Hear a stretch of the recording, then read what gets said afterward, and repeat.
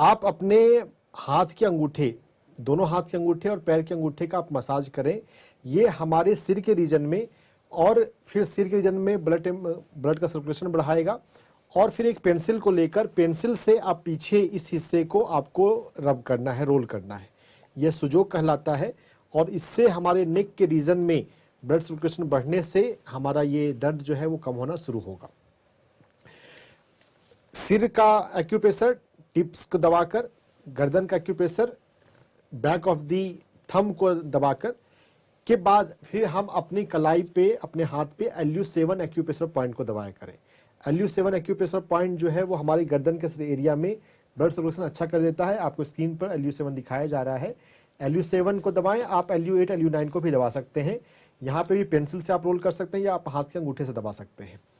तो LU7 acupressure point को दबाइएगा। और जो हमारा नेक पेन है, सर्वाइकल है, इसका एक कारण होता है, अगर हम लुई एल्हे को पढ़ेंगे तो इसका कारण होता है जिद्दीपन। हमें अपने जिद्दीपन को लाइफ में छोड़ना है ना। अपने परिवार में या अपने आसपास जो कहीं बातचीत होती है, अपने ओपिनियन को ही इम्पोज करने की कोशिश नहीं करनी है। दूसरे के पॉइंट ऑफ व्यू को भी समझने का प्रयास करना है। तो जब हम ऐसा करते हैं तो हमें आपको नेक पेन नहीं होगा। और इस टॉपिक से रिलेटेड यह माइंड बॉडी कनेक्शन कहलाता है।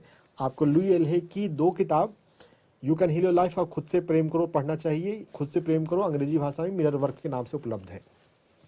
तो जब हम आप राइट थिंकिंग लाएंगे और हम मेडिटेशन में बैठ रहे हैं, हमारी बॉडी की एनर्जी जब ठीक होगी, एक्यूप्रेशर से नाड़ियाँ ठीक होंगी, तो आपकी समस्या पूरी तरह से ठीक हो जाएगी।